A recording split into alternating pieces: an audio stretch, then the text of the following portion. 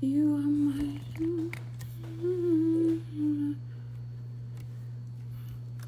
Hello, friends. Hello, hello, hello.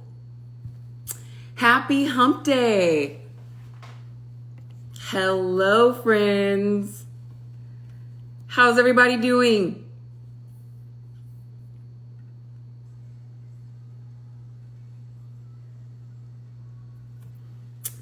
Hello. Happy Hump Day, my friends. It's Wednesday. It's Wednesday night. We've got an amazing conversation coming up. I cannot wait for us to get started. Our favorite, our super duper favorite, Susana Briscoe-Alba is going to be joining us. I am so excited for this conversation. We're going to be talking about DEI transitions and how that affects you as a job seeker. So we're going to wait for Susana to join. She'll be joining us shortly. But this is going to be a really good conversation.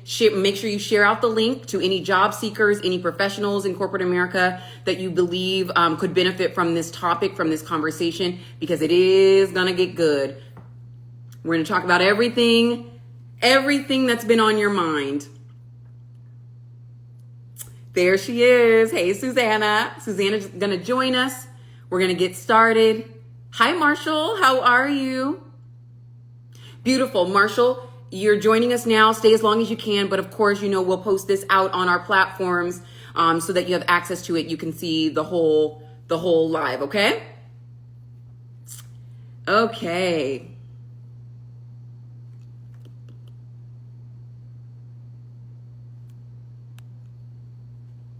Hello, Susana. As soon as you send that request over, my friend, I will go ahead and I'll bring you in and we'll get started.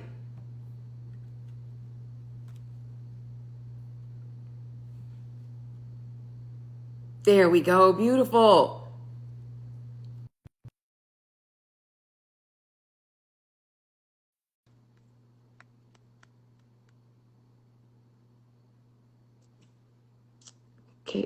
Okay. Hello, everyone. Hello. Hi, Susana. How are you? I'm good. How are y'all? Doing well. You look lovely as always. Thank you, my lovely. Well, I'm excited. I was just getting the group primed and ready for action. I'll hand it over to you if you want to greet your audience. I know you've got a really big following. They just joined us. I see this. So I'll hand it over to you. Hey, squad. Good evening. Good evening. My name is Susana Briscoe-Alba. I am the lead career strategist at Dunamis Coaching and Consulting Services, where we teach men and women how to land six-figure roles through leadership development and career strategy. And tonight we are going to be talking about all things DEI. As many of you have seen on headlines and things, some of you have asked opinions, I'm sure not only of me, but also of Krista as well, and kind of just want to get an understanding of where we stand and what to expect and how you can prepare as a job seeker. So we are going to get into this conversation. I'm excited about it tonight. Awesome. This is great. And for those of you who don't know me, my name is Krista Witherspoon, career coach with over 17 years of talent acquisition experience. I'm really excited for this conversation because, as you said, Susana, we were getting lots of questions left and right. And we talked about this in our private conversation. Both you and I, our primary group that we work with, about 60 to 70% of my client base are women of color. And these are the individuals that are asking me questions. So I guess we could start with the lay of the land. When you're talking to clients and what you're seeing and hearing from other professionals out there as it relates to DEI, what are you hearing from people? What are the major concerns? I think the major concerns that I am hearing is how do you ask about DEI without getting a target on your back for asking those types of questions? How can you prepare ahead of time Hmm. for what those conversations, like what kind of questions can you ask during an interview Yes. to make sure that the company that you're interviewing with stands by or has some type of DEI Yeah. commitment. And so those are the questions that I am getting. I think there's also a lot of apprehension and a lot of tension, and a ton of misinformation in terms of what is DEI, who is it in fact impacting, and how to prepare for it. So those are the questions I'm That's getting. good. And I'm getting a lot of the same. I think it's important. This is how you and I connected, Susanna. Yeah. We are both believers. We are Christian. And there's no separation of church and state between us and Right. between the work that we do. And so even in the conversations that we've had, or the one Yeah. conversation that we had, there Yeah. is there's always something spiritual happening, you know? Sure. And so For sure. there's no separation of church and state. We're gonna weave back and forth between the practical Yeah. things that you can do as a job seeker, but then we're also going to touch on the spiritual aspect because it does, out of the heart flows the issues of life. So we're going to dance back and forth between the two. But I want to invite the audience, if I Yeah. may, to drop your questions. If you have questions that are on your mind, go ahead and drop them into the chat here. Is going to be very interactive, and we want to make sure that we're targeting the questions that are pressing for you. So drop your questions in the chat, the Yes, topics you want us to please. cover, and we'll weave it right in. Yeah. Beautiful. Okay. Where do you want to start, Susanna? We got a lot to unpack here. I'll follow your lead, my love, until some of the questions come in. I'll follow your lead. I think what would be one of the questions that I would love to just get your feedback on Sure. is when you are preparing for an interview for any company, right? And DEI is something, for those who don't know, DEI stands for diversity, equity, and inclusion. And it is there's many aspects of DEI. So I guess we should probably start with defining what DEI is, Yes, and giving people a better context of how that impacts themselves, not them, well, how it impacts everyone. Why that's don't we start good. there? Yeah, this is good because I think this is actually a throwback to what you were saying just a moment ago. D and I, there's a lot of misinformation out Yeah. there. It's not only inclusive of marginalized groups or people of color. This also incorporates veterans Mhm. or differently abled individuals. Sure.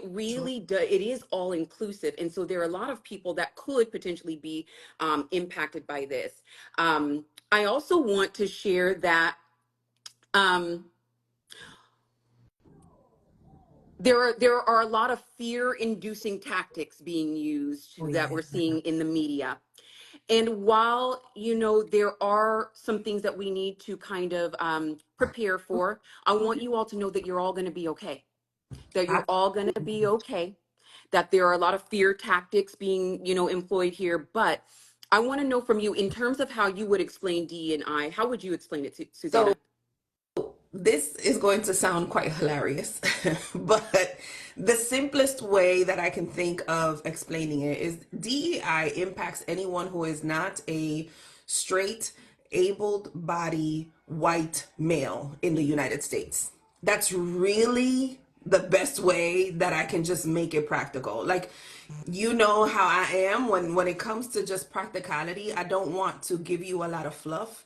I really just want you to understand what that looks like. So if you are an able bodied white straight man in the United States, DEI is not for you.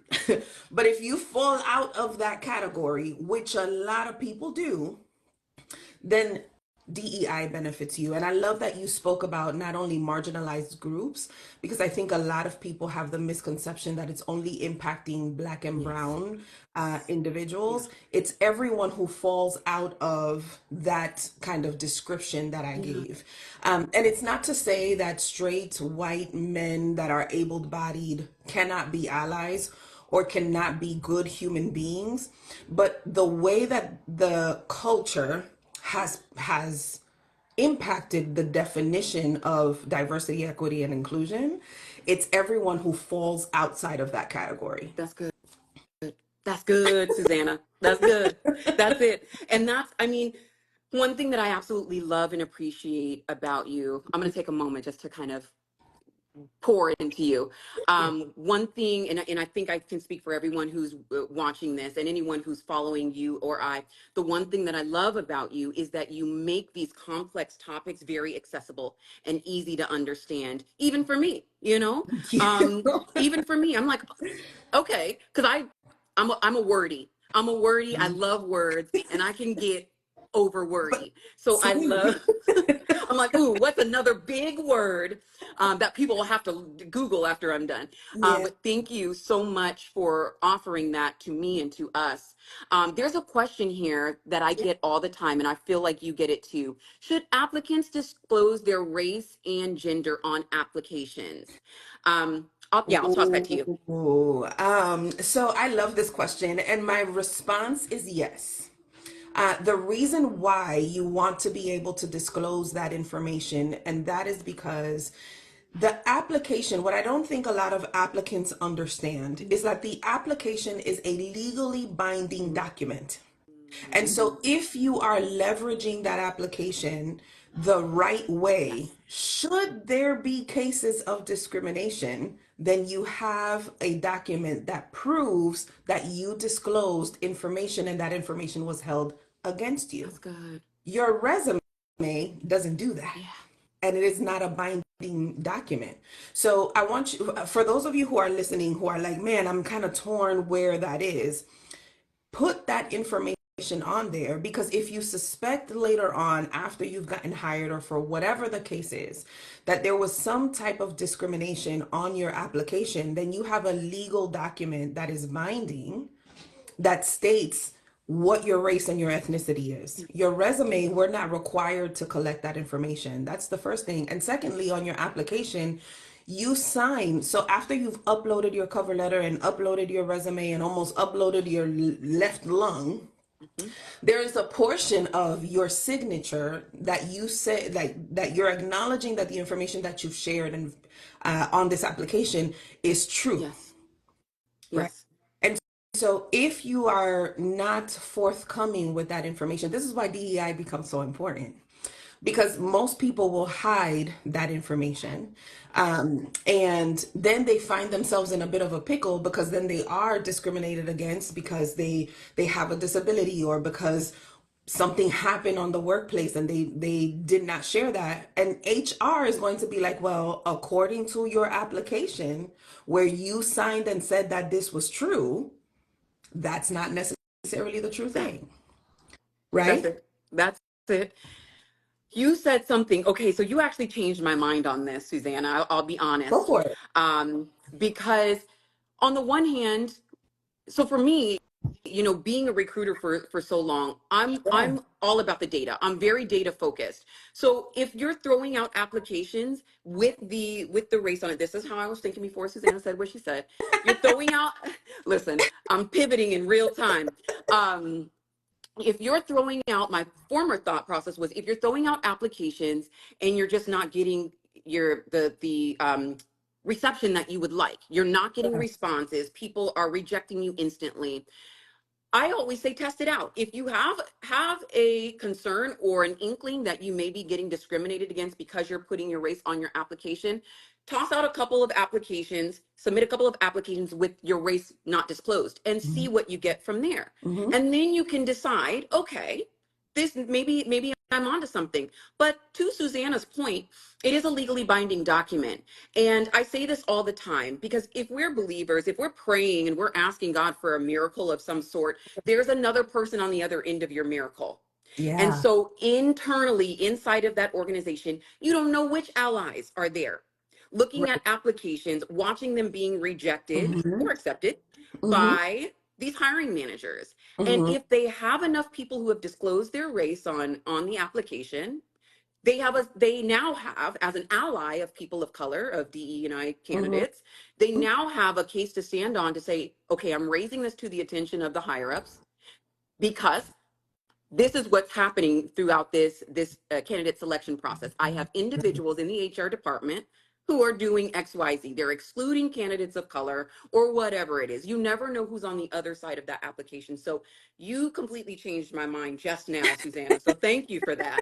Thank you for that. Yeah. And I think that there's other ways that you can test that. I think one of the ways that I saw a recent candidate test how that behavior was showing up was they created two LinkedIn accounts. Ooh. One where they had very little information and their picture was more I'm going to say not, well, their picture was a little bit lighter in tone, very much her features, Mm-hmm.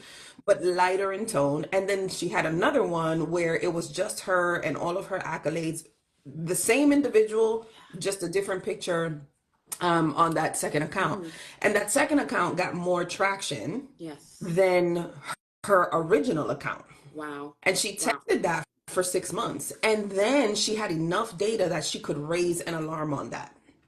And the challenge that I find with a lot of our folks is that we make decisions based off of Mm. emotionalism. Like we Yeah. know that it's wrong and we know that we want to fix it and we want to be able to step in. Yes.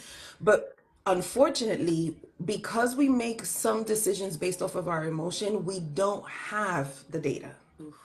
So we see this also happen in higher education. So my background is in higher education, and recently there was a case that was brought up because there was this same kind of language surrounding DEI, how some of these Ivy League institutions were deciding not to bring in certain students from certain groups because of their affirmative action, like they had taken that Yes. away.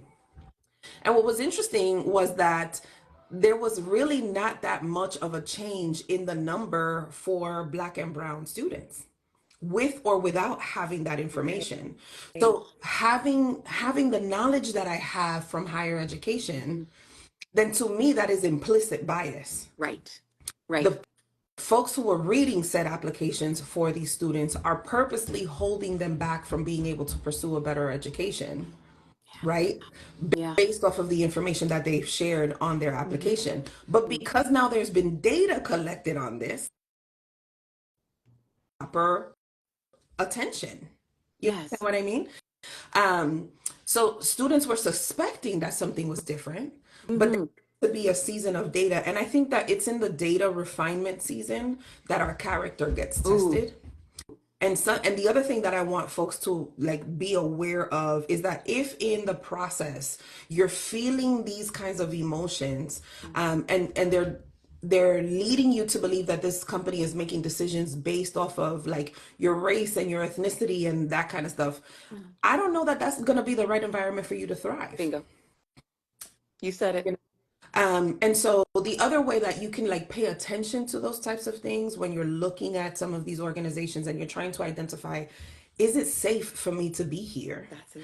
Um, look at who is on their board of directors. Look Yes. at who's on their executive team. What roles do folks hold, and where do you see folks that you can identify with? Yes. So I'll give an example. I was prior to launching my agency, I was applying for a vice president role, and one of those final interviews was to spend the day on the campus, Yeah. which was beautiful. I got to meet the students. I got to meet the staff that I would be working with. It was awesome.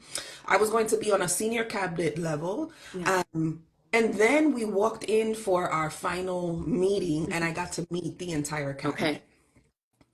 And leading up to the entire cabinet, we walked by a wall that had like all of the presidents at this institution, and all of like their board of directors.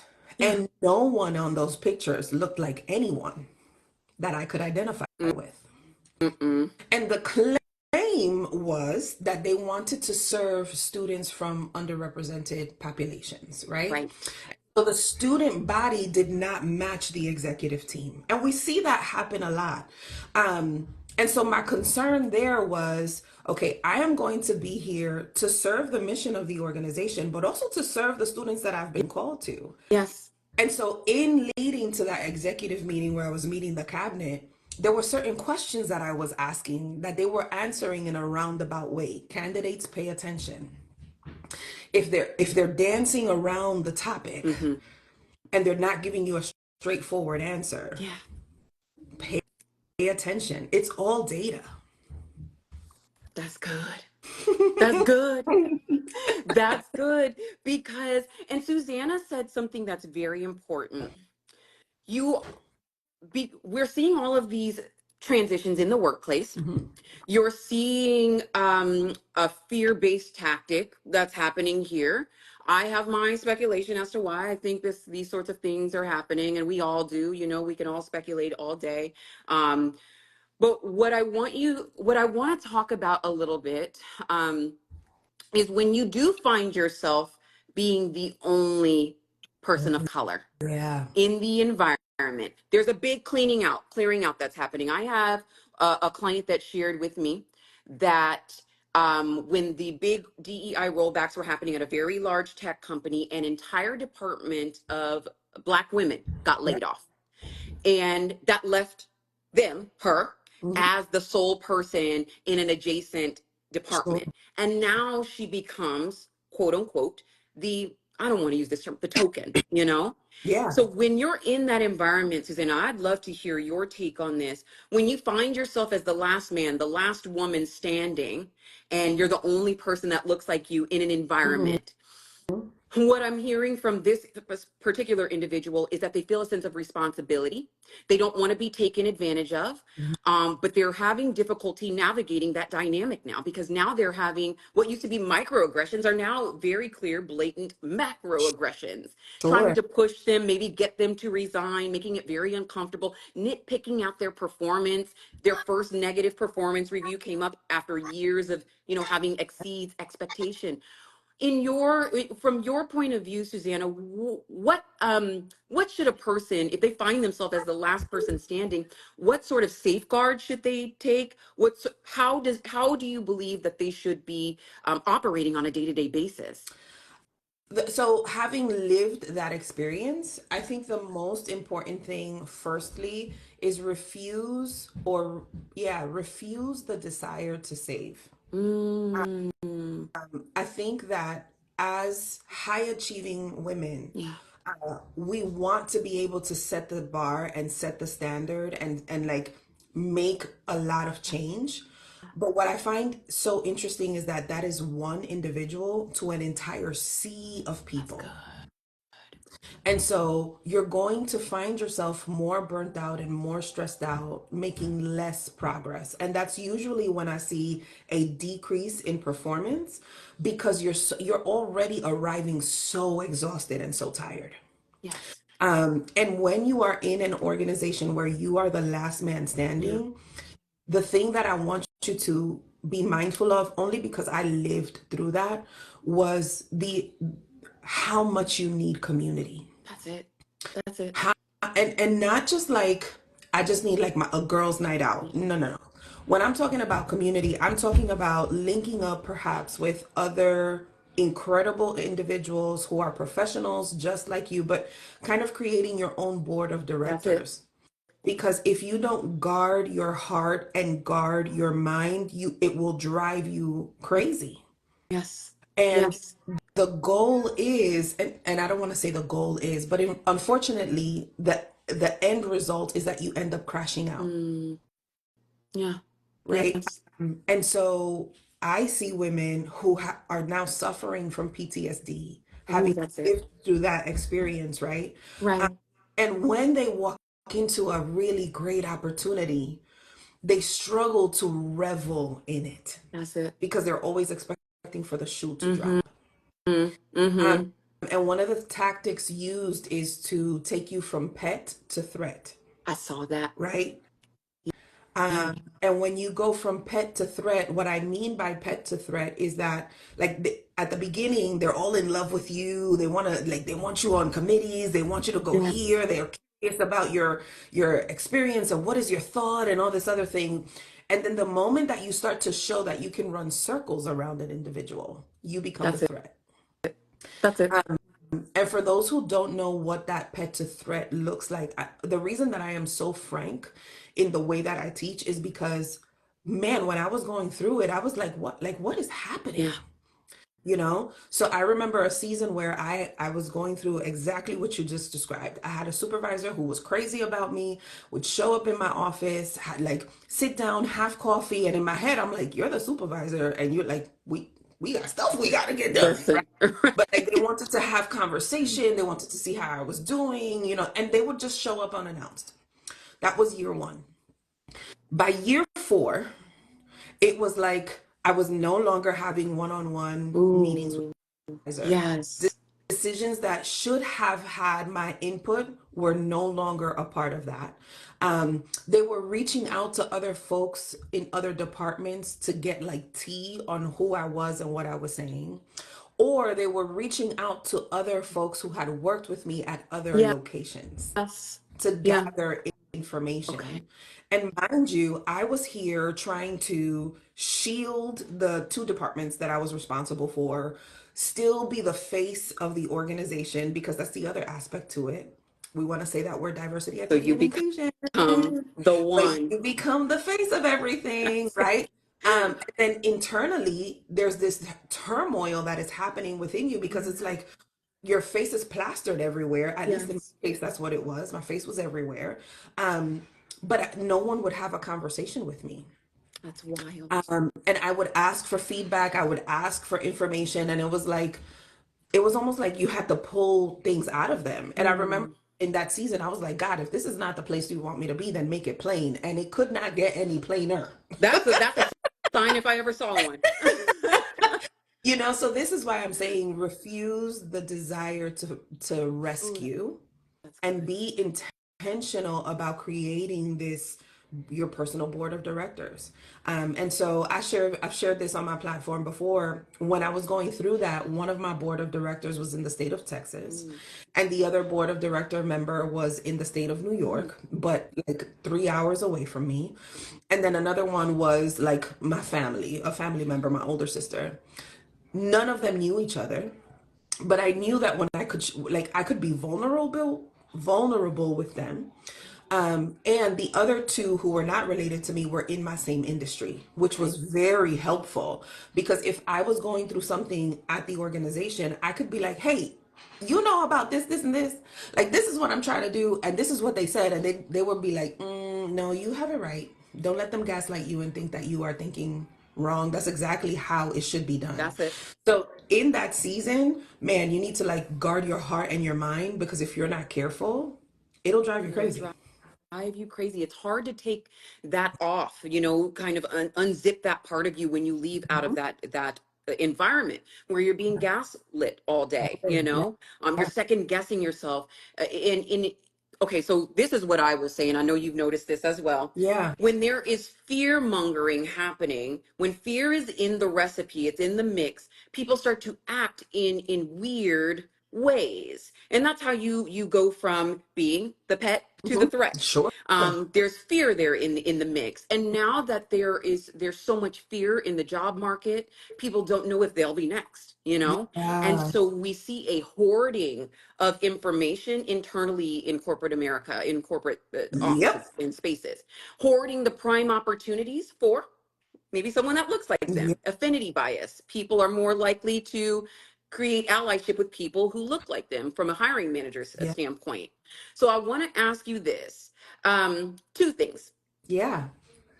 It's important in these moments to safeguard yourself, and I very quickly identify who your allies are internally. So I Hmm. want to talk about how one to identify your true allies in Yeah. moments like this when there's a lot of kind of fear induced behavior happening, Hmm. how to protect yourself by insulating yourself with internal Hmm. allies. But then I also want to talk about how to identify when you're being pushed out and the steps a person can take, to shore up their economic standing, make sure that they have a job lined up, relationships, networking, that sort of thing. So if we can start with how to identify your internal allies, what would you say? Yeah. So identifying internal allies, I want you to be very mindful of that as well, Mhm. because internal allies are going to be folks who have influence. Mm, Notice how I say title. they have influence. And the example that I can give there is my executive assistant has access to my calendar. Mm-hmm. And so if she felt that there was someone who my influence could benefit, miraculously, I had a meeting on my calendar. I love it. Right. I love that. And Right. people would look at that and be like, how is it that the executive assistant has that much influence? But she had access to a decision maker. Okay. So Yep. pay attention to the folks who have influence, and then pay attention to how those folks operate. That's Are good. they consistent in their behaviors? When you're having conversations with them, are they consistent in their messaging? That's good. Right? I had that same executive assistant, I had to just be very mindful of, because I started to notice a pattern that everyone looked like and sounded like and was very like close to her. So outside Mm. the immediate circle, Yes. it was like, who else are we helping here? Mm. Now we're Right? talking. So pay attention to those things, That's good. because while she had influence, she very much had an agenda, Mm. and it was specifically for her type, That's right? good. So pay attention to like, what is their consistency, what is their Yeah. behavior. Engage in conversation without having to be creepy, right? Because you don't want to make it weird. But engage in conversations, like bring up things at a point where this is something that's important to me, Mm-hmm. and I'm curious, like just drop a gem or a hint to see how this person That's responds to it. good. You That's know? good. And I'm thinking of examples right away, but so there's that. Pay attention to the person who has influence. Mm-hmm. And then there are some individuals who like they have no stake in the game. So I think of one of the people in my life who at also, okay, I have a lot of Uh-huh. thoughts. So first of all, I want you to be aware that not every single person is going to be necessary in every single season. Mm. You Okay? said it. You said something. Yeah, Yes. and not every mentor is going to be a one size fits all. Okay, so be aware of that. But the reason that I say not every person is going to be necessary in every season is because I remember a season when I was deciding to pivot, and the person who came and just like gave me career advice, negotiation tactics, salary, all that information was at the organization that I was going to. And the way that luck would have it, she and I just stayed in touch over the years. And she was leaving the organization as I was coming in. Yes. So she was creating a pathway for me. Okay. And while she was exploring and going someplace else. Mm-hmm. Also, that I started at the new position and she had already left. Wow. And she had teed you up for That's success in that it. environment. That's good. Yeah. That's good. Yeah. So that's what, when I'm thinking of ally, that's what I'm talking about. And my hope is that for all of you who are watching, you would find those types of individuals that would speak your names in rooms Yes.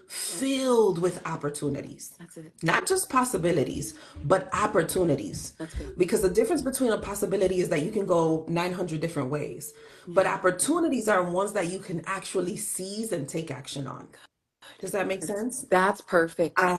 So that would be the first thing when you're looking for those internal allies. Mm-hmm. It doesn't necessarily need to be somebody that you're going to be working directly under. In fact, I recommend that that not be I the agree. case, because then I people will agree. say, you're the favorite or all that other jazz. And then the other aspect to that is be intentional in what is your expectation. I think a lot of times when people reach out to me and they're like, "Oh, would you be my mentor?" In what aspect? That's Where it. are you looking to see success? I love that. Because I may not be the right one, That's good. That's you good know. right there. So those are my 2 cents. This is good. Listen, that's more than 2 cents. You gave us a whole bank account full of gems. Thank you so much for that, Susanna. Yeah. Um, you said, and there are a lot of questions here. I do want to say this note here. I think it's important in these moments where emotions are high. Yeah. It's easy to feel and believe that people are out to get you. And that's not the case, that people are, very pointedly out to get you, out to set you up. It's not, Yeah. oftentimes, more often than not, it's not that they're against you, it's that they are unapologetically for themselves.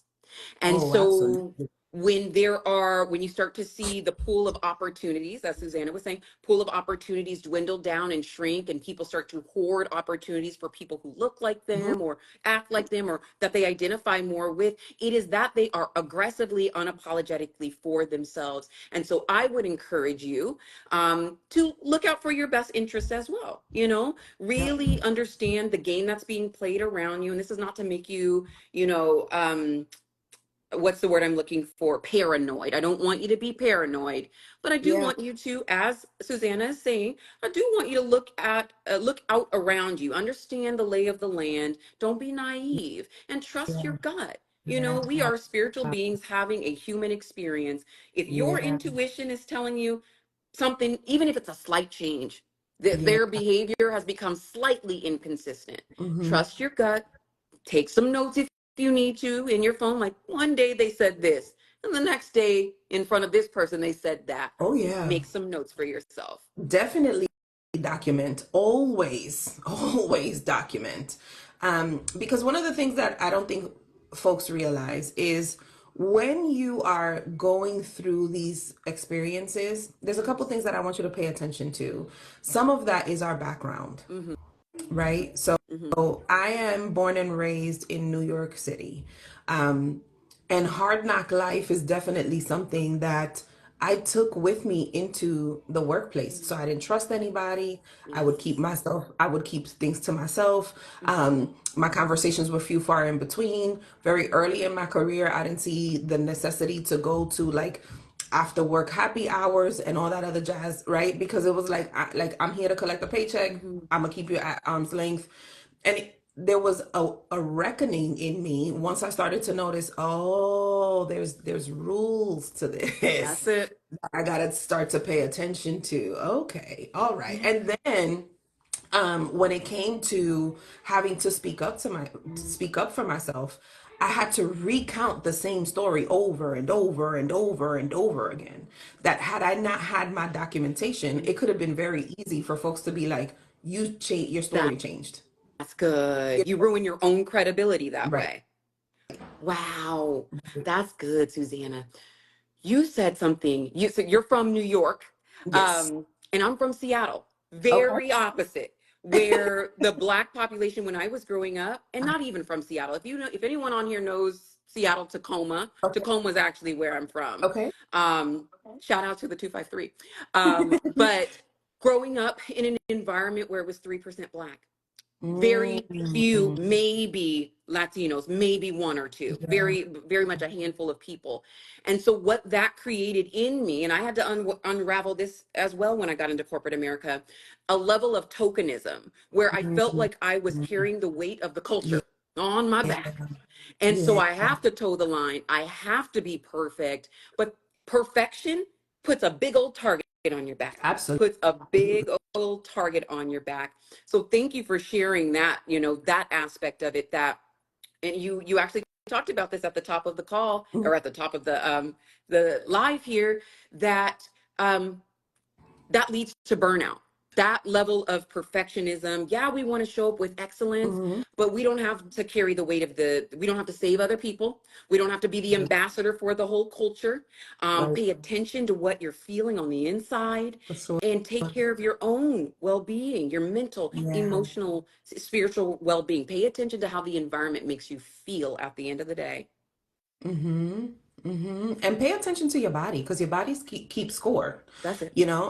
I remember I would come home from very long and stressful days. I was very Ooh, irritable.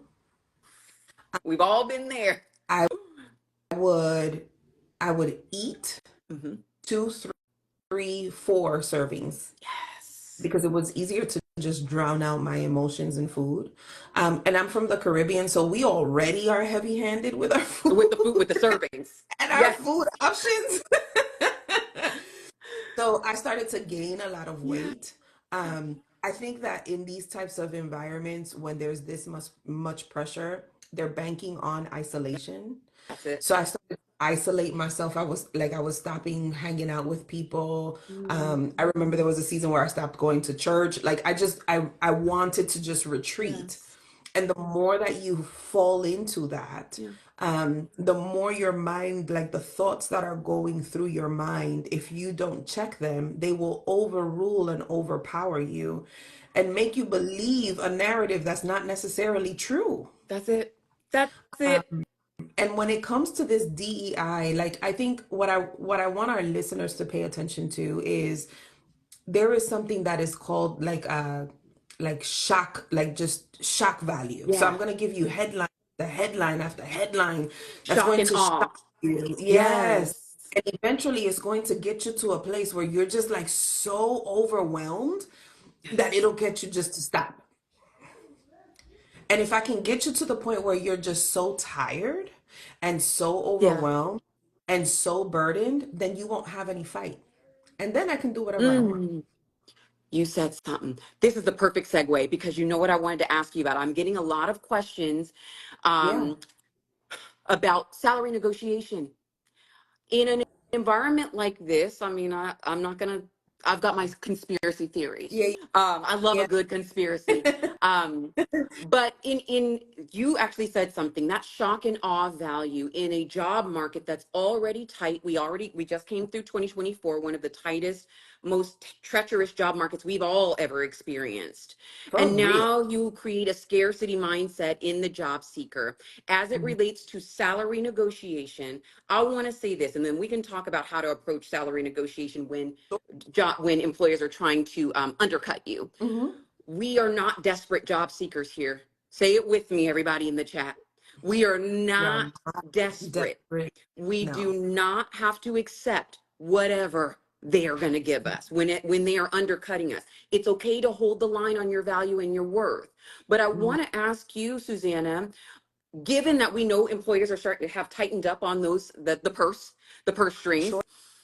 when do you say when it comes to negotiating in this market, when do you say when do you hold the line, and when do you give a little? What is your philosophy on that in this market? So I think when it comes to salary negotiations, there's two things. Have salary conversations often. In this type Yes. of market, folks are going to tell you, oh, don't talk about salary. You shouldn't be sharing that. And there was a season in my life where I bought into that. And then I quickly was just like, girl, no way. And just because of my lived experience, because Yeah. of my mentor, she broke that down for me. When I got my offer, she was like, absolutely not. Yes. I worked in this institution. This is exactly what you should be making. This is what the range is. So be ready to negotiate within that That's it. range. So have those conversations often. Secondly, is the reason why I think negotiations feel so difficult for candidates is because they have not done the Ooh, data to that's know good. what is the realistic value Yes. for this role, Hmm. right? So if they see some of these ridiculous salary ranges where it's like 65K to 165, right there, that's a red flag. Red That would be flag. a role that I would tell you not to apply for Absolutely. because clearly they're here playing in your face. That's it. Secondly, if the range is between, let's say, 60K to 90K, Hmm. pay attention to where is the sweet spot within that. So look at the states that require salary transparency Yes. for the role that you're already applying for. What is the minimum? What is the maximum? And then what is the bell curve in between that? Hmm. Start at center spot. That's it. We tell our clients to identify their crawl, their walk, and their run number. Ooh, that's good. Much like children. Yes. Children start crawling, then they walk, and then they run. Unless Yes. they're like my son, they go straight from crawling to running. But identify what those ranges are for you. By identifying what is your crawl number, it's like, okay, I'm going to kind of still keep looking to see what's available. That's good. When they give you when they give you an offer, is in that walk category where it's like, okay, I'm going to walk away from this current Yes. role because now this is a little bit more in terms of take home Yes. pay, not just like overall salary, but paycheck that I get to enjoy. Yes.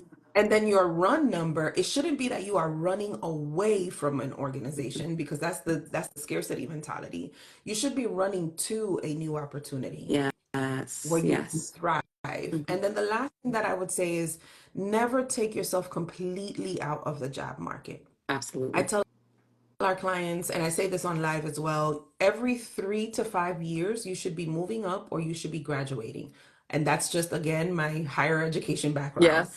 The reason that I say that is because it's not necessarily that you need to leave an organization, right? You should be moving up in role and responsibility and hopefully in salary, right? In Yeah. pay. And then graduating means that you're moving, like you're graduating from one organization into either a lateral role Hmm. that leads to more promise or Yeah. into a higher role. That's it. For those of you who are like, oh, Susanna, I don't want to make a lateral role. Hear me and hear my heart for you.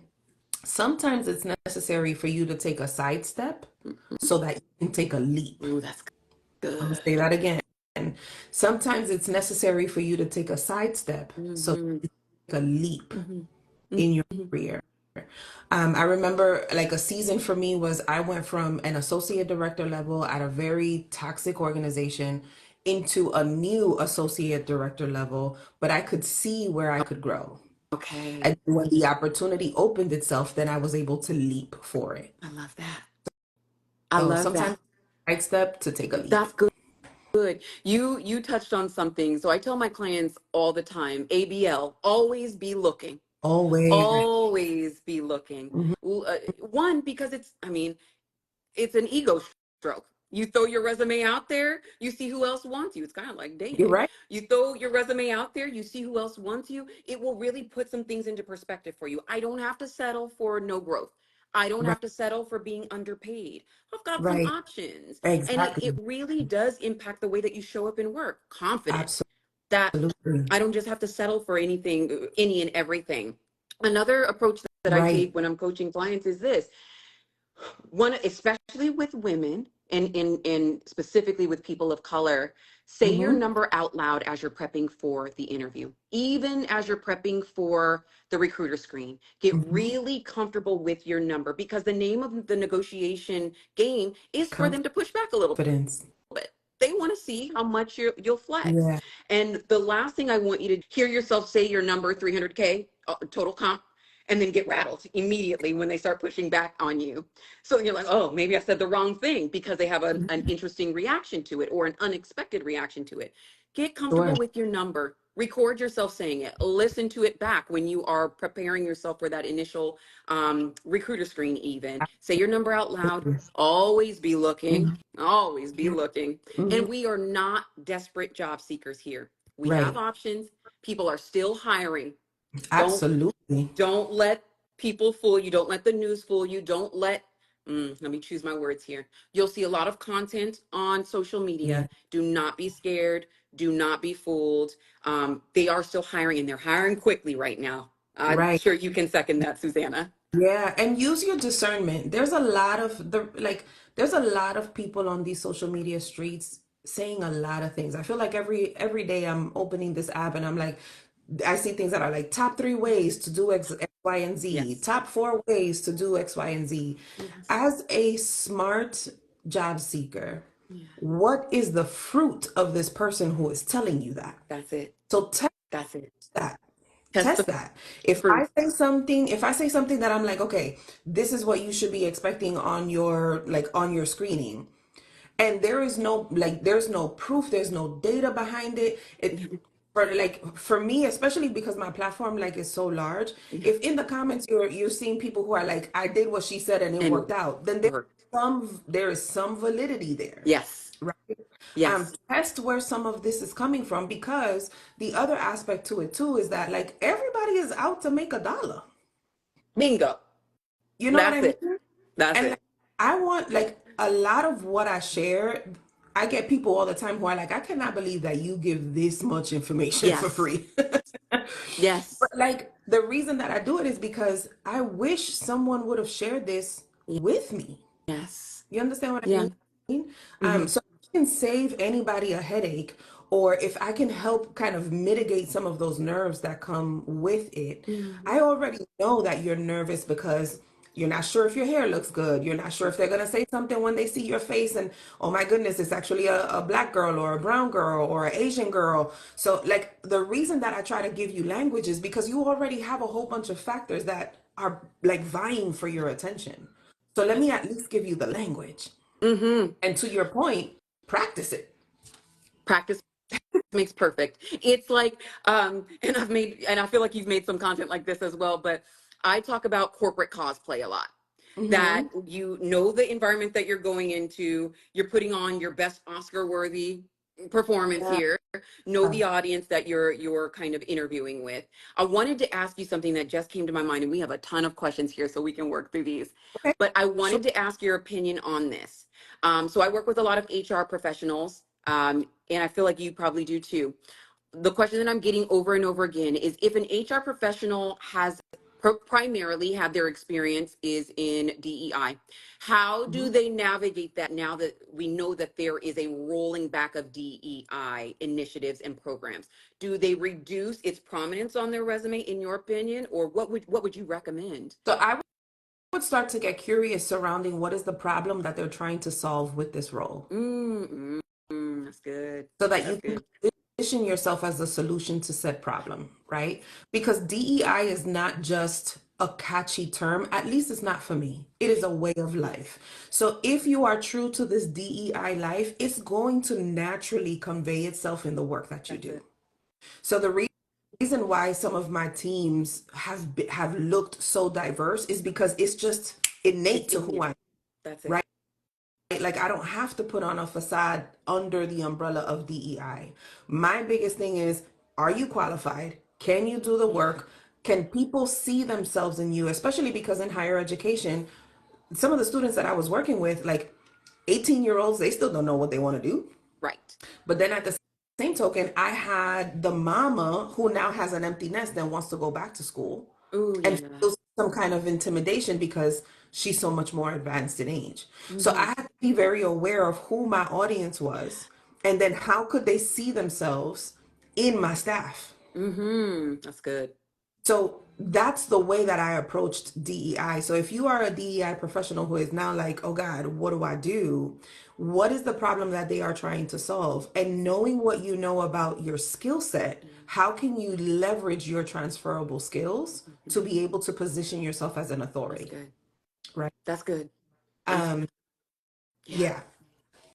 yeah. And corporate speak. To piggyback on that, Susanna, Yeah. um, to add to what you just said there, because you really sewed that up so well. Hmm. To add to that, um, I would say this because there's the fear that if you come off on via your experience on your resume as a DE&I champion, Hmm. companies will be less likely to hire you in this environment. Do Hmm. you really want to work for a company who is going to be offended or to reject your resume because you have DE&I on there? Is that really where you want to spend the rest of your career? Mm-mm. For me, that would be a dead giveaway. Fine, cancel me out. If my DEI experience means I don't get to work for a company who is against DEI, you've Hmm. done me a favor. You've done me a Right. favor. So let Right. that experience ring true through and through. Into Susanna's point, transferable skills. Make sure Yeah. that they're you really clearly outline for that. I outline that for them. Let's get to some of these questions if you don't Okay. mind, Susanna. Absolutely. Okay, let's see. Is it a red flag? Okay, red flag to only interview with a recruiter via phone and two employees from two different states and never step into a physical location until the first day of work. I would, I don't, I think that would be, I think in the environment that we are now in post COVID, a lot of this hiring process is done virtually. I remember a season prior to COVID where some of the interviews that I was on was the whole day. I would Mm. get there at 8 in the morning, meet with every single department under the sun, and then at 4 o'clock we were done. I would say it would be a red flag if they don't allow you to at least connect or introduce you to the possible members of the team. Yes, that's good. That's Because it. even if you don't step foot on the actual grounds, A lot of people don't want to step foot on the actual ground. They want to stay remote. You're looking at one of them. Right? If I were looking for a job in corporate America, the criteria is that it be remote. Yeah. Agreed. And many folks are in that same space, right? So Yeah. if you are meeting with folks virtually, I think there's other ways that you can pay attention to what the dynamic there is. That's good. This is why asking questions as a candidate is so important. It's so important. It's not just them interviewing you and it's a like rapid fire and you don't get to say anything. Yeah, Ask, get curious because no one is coming to save us, y'all. Take ownership of your career. that's it. So ask questions. Mm-hmm. There's a good one here, and I get this question all the time. Should you include a picture in the LinkedIn account? I say yes, because that LinkedIn gives the decider, the decision maker, the fullest picture of who you are, both your what you find important, your job experience, your recommendations, people who are willing to vouch for you and say this person is as excellent as their resume suggests. Mm-hmm. If I would hate to show up to a job and I didn't have my LinkedIn photo there, or show up to an interview and they're shocked because my skin is deep, dark, chocolatey brown. My name doesn't go ahead, I'm sorry. No, no, go ahead, go ahead. Yeah, my name doesn't suggest that I am a woman of color. And so if I Mm-hmm. didn't put my photo there, then it would be a shock for them. I say your LinkedIn, consider it your call to the wild. Mm-hmm. The more authentic you're willing to show up there, Mm-hmm. the more quickly you get to the opportunities that will embrace you totally Mm-hmm. and be excited about you, not shocked and put Mm-hmm. off. So I say always include that LinkedIn photo there. I know that there's a lot of content floating around that people are finding more success when they remove that LinkedIn photo. They're getting more interviews and things like that. Mm-hmm. But what say you, Susanna? I think you have to pay attention to how people leverage that data. So for some Mm, folks, they're going to want to put a picture up there. If you are going to put a picture up there, make sure that it is a clear picture of you, not a yes, group image, right? yes, Make sure that it is a clear picture of you. Try to minimize what is happening on the that's good. background. I will share with those watching. I had a recent experience yesterday Oof. where an organization reached out to me Uh-huh. and they were interested in having me to come and speak. Yeah. And they were surprised when I got on the call. Now, many of you may not have the same level of platform that I have, Yeah. right? But the reason that I've been so intentional in building my LinkedIn is because if you're going to look for Susana Alba, I'm going to tell you where to go, Okay. right? And in the age of social media, if I were to Google your name or research your name on my own, because as a hiring manager, I did that a lot. Do you really want Google to bring up your TikTok account or to bring up your old Facebook pictures or to Before. bring up something That's random? it. So guide the reader, guide the decision maker to where they can meet you at your best. That's good, Susanna. And this individual, of course, then once we got on the call, they had all of these questions. And as we were on the call, then they looked me up. Okay. And then the dynamic changed. It was like, oh my goodness, you have this following. Oh my goodness, this would be so good for our organization. Oh my god. And then it was immediately like, we're going to like leech off of you because if we work with you, then all of these eyes will be on my organization. And it's like, who told you I want eyes on your organization? First of Like all, there's so much power that comes with yes, that. That's why I'm telling you to take ownership of it. that's And if you good. captured nothing from our conversation today and LinkedIn stresses you out, I want you to anchor yourself on this Yeah. truth. You are created to do great work. Yeah. You've already done That's it and you're continuing to do so. it. So if the worry is that, well, what are they going to think about me? Give them something good to look at. So those are my That's what thoughts. I say. This is why you and I always say, give them, if they're coming to your page looking for something, give them the juicy content that they're looking for. Show Hmm. up, professional photo, be as excellent on that platform as your resume suggests. So Yeah. I agree with you 100%. Okay. Do we have time? Maybe one more question? Does that work for Sure. you? Yeah. Okay. Well, that's good. Let's see. What else are we seeing here? Oh, someone says two of my favorite online coaches. We love you, Cynthia. Let's part. see what else.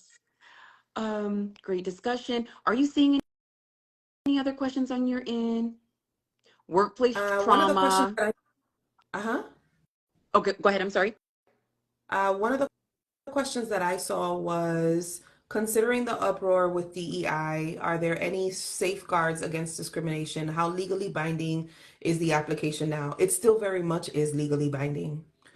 If there is something that I have learned in from being in business, is that businesses don't want the smoke. Like they don't want to get caught up in litigation. That. They don't want to they don't want to find themselves spending any more than they necessarily need to.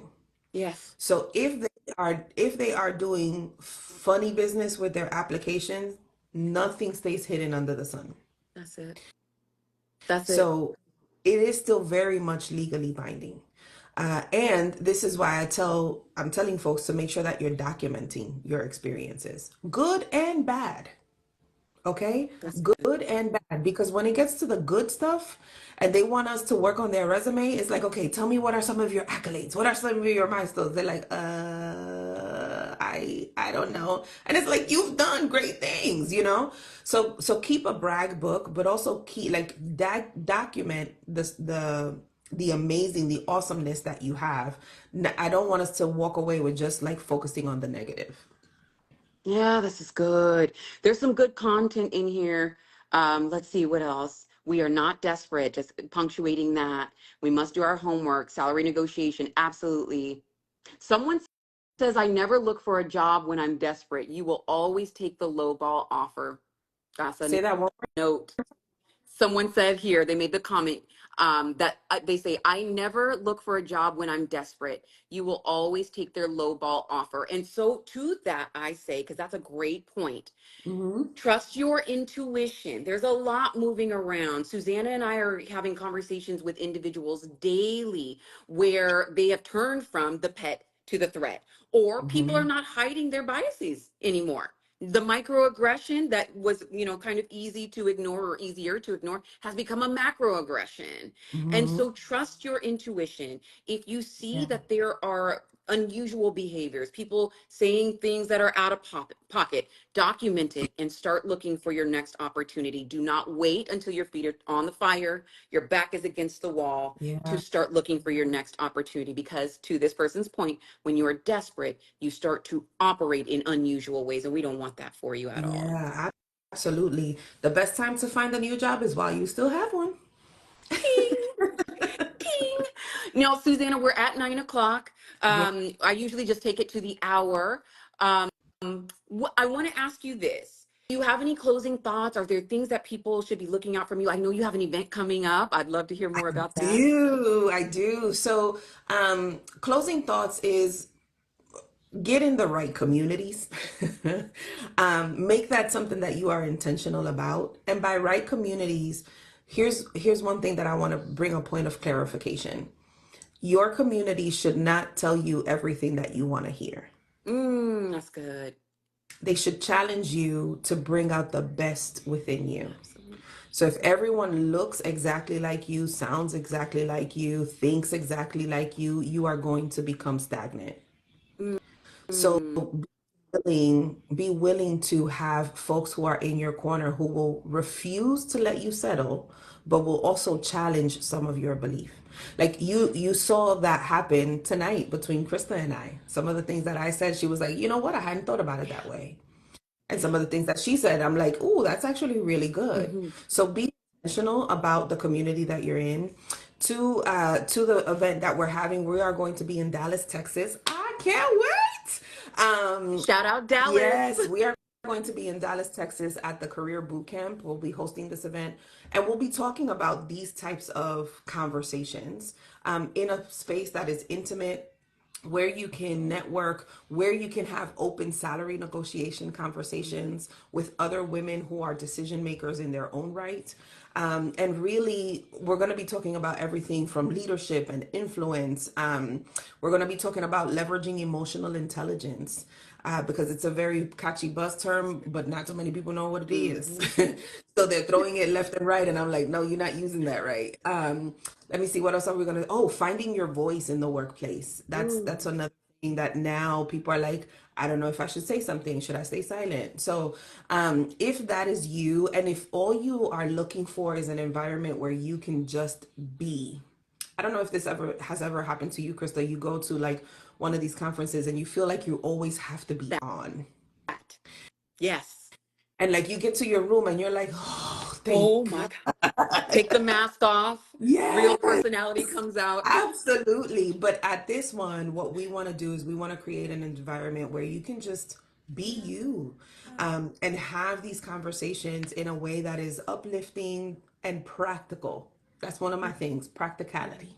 That's We want it. to make sure that it is easy for you to implement. So, like that, all of the goodness and all of the greatness that you feel at this event doesn't just stay Mm. in this event. Mm. You can amplify your voice. You can head out into the workplace and really bring about That's change. good. What are the dates on that event? March 20th and 21st. Beautiful. I'm putting that on my calendar. That's why I'm Yeah. typing over here. Final Yes. thoughts from me would be to Susanna's point. I want you to start really thinking about who your allies are, your community, your board of directors, as Susanna said here, but also think of your life and your career as a we economy. We, Mhm. W-E economy. Mhm. Surround yourself with people who have your best interest at heart, That's who right. are always looking out for you, looking down the road and around the corner for you. Mhm. And there are no more secret, silent, independent job searches. It takes a village to get you into your next opportunity. So if you are one of those people, I know you probably encounter individuals like this daily who are, there's shame that's involved, embarrassment, maybe they've gotten laid off, Mhm. Mhm. and there's a stigma, maybe they're battling imposter syndrome, whatever it is. You are Yeah. not alone. You need a we economy, a board of directors, a community of people Sure. who believe in you and who will remind you daily of who you are. Now, here's what I want to ask you in closing, for real this time. Okay. Final words. Because when we see things like this, these sort of sweeping kind of rollbacks, changes in law, changes of an administration, there are always unintended consequences. So Mhm. I want to ask you, if you will, venture with me here. Yeah. What do you predict could be some unintended consequences of these DEI rollbacks? I think we're going to start to see some incredible talent Mm, walk away from the workplace, that's good. um, and venture off into their own and create environments and create opportunities like we've never seen before. Yes. I think we're also going to start to see a shift in power, just from the data that I have in higher Mhm. education. There is a lower birth rate that is impacting student enrollment Yeah. from K to higher ed. Wow. And however, there is an increase in there's an increase in the population of Black and Brown men. Mm. So I think we're going to start to see men, Black and brown men, or I should say anyone who does not fit the DEI definition that I gave y'all before. I think we're going to start to see a group of those individuals in places of influence making decision, That's great. and really stepping into their own, not from Hmm. a place of arrogance, but from a place of creating pathways moving That's, forward. And when these types of things happen, it's cyclical. So it feels real hard at the beginning. that's it. And then eventually you get to the curve and then the shift happens and it's like, oh, right? So I think that there's going to be a shift. I think we're going to see new innovative ways, of folks just taking ownership of their career. And I think that for those who have like side hustles, for as much as there is doom and gloom of, oh, everything that is happening in corporate America and people are Yeah. getting laid off, there is going to be a group of people who have incredible skill Yes. that they're going to find a way to monetize That's that. it. And we're seeing like glimpses of that if you're on the other app that rhymes with TikTok. Um, there is something called Hillman Talk I University. saw that. We're gonna Yes. start to see more of that. Yes, Right now it's free, but we're going to start to see folks get monetize I that. love that. And that is powerful in and of itself, because then you're not bound by or confined by the specs of a traditional organization. That's good. That's good. You know how I feel about skills monetization outside of corporate America. I talk about it all up and down Yeah. my timeline. It is important. So if we think about, and my final words are this, Mhm. the unintended consequences of DE&I are people reclaiming their power. For They sure. don't want to have to subject themselves to toxic work environments anymore. Instead of going after and looking for a seat at some corporation's table, they are building the tables Yeah. themselves. Hillman Yeah. Tic Film Tac. and tap.